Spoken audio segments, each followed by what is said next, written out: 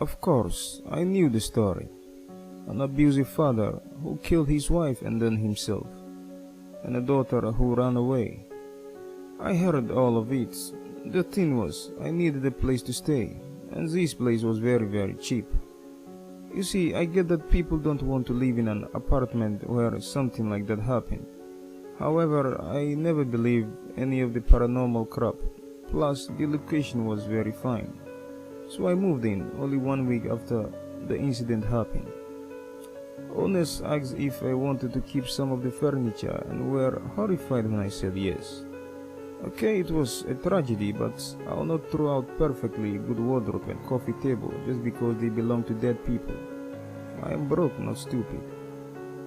The first night, I started to doubt my doubt. I was reading a book in my new living room. I started to hear faint scratching. I just thought it was the rat and returned to my book. Right now, I couldn't afford exterminators anyway, so why worry about it? I tried to tune out, but it continued and annoyed the crap out of me.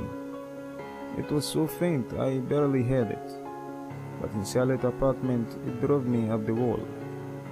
I finally managed to tune it out, when suddenly I heard it again, and little louder.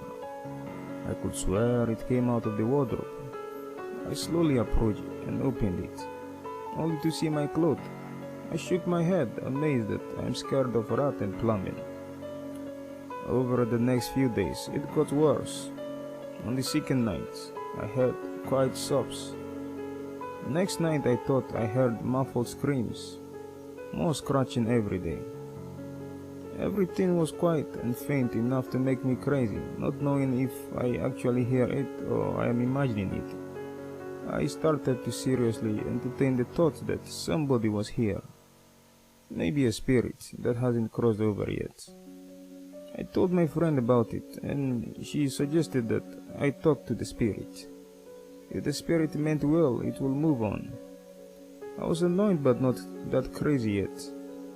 On the fifth night of the constant scratching and quiet sobs, I decided to give it a try. I stood in my hallway and I said to the spirit, "Mrs. Johnson, please go into the light. Don't worry about your daughter. Your husband cannot hate her anymore." I chose to not wait for an answer, on the off chance it would come back. I decided to give it a couple of days, so I went to see my friend and ended up crashing on his couch.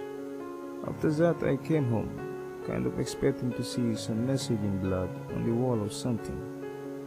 There was nothing. Ever since that day, no scratching, no noises at all. Everything stopped. I never knew if I only imagined all of it or if my ghost whispering worked. 2 years later, I got my answer. Finally, I was moving out of the apartment. I was moving in with my girlfriend, and we were taking everything down to the truck. The movers asked if the wardrobe comes with us or we are leaving it to the next renters. I didn't want to leave it there, but I didn't want to keep it either. It was a long time ago, but the Johnson's furniture still creeped me out a little bit. I decided to donate it to local shelter, so I told them to take it down to the truck and we'll drop it off. The wall behind it was unbelievably dirty. I never moved the heavy furniture when cleaning.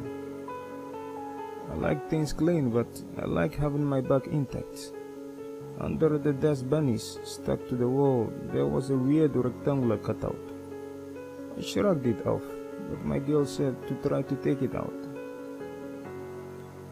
I agreed to try to take it out. It took a lot of strength and a lot of crowbar work.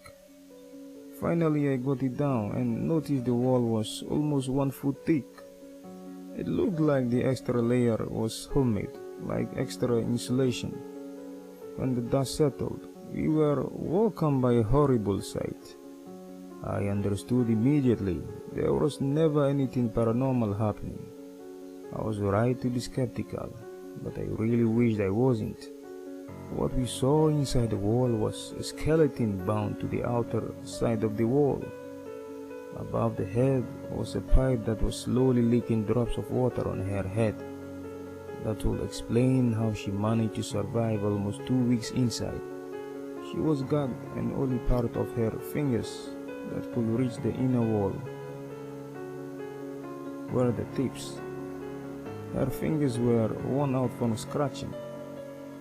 We were looking at the daughter that everybody thought ran away.